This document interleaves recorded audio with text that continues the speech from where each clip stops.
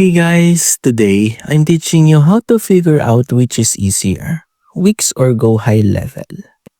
If you want something fast and simple, this will help you decide.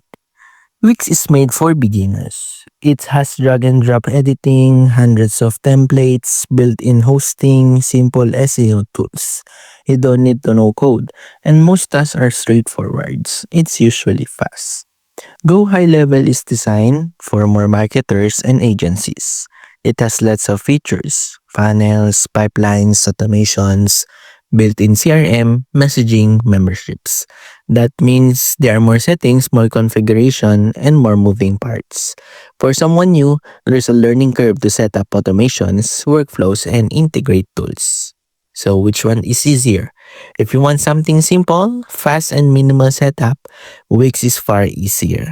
If you're okay with investing time to learn features and one powerful automation, then Go High Level works, but it takes more effort upfront. Thanks for watching, and I'll see you in the next video.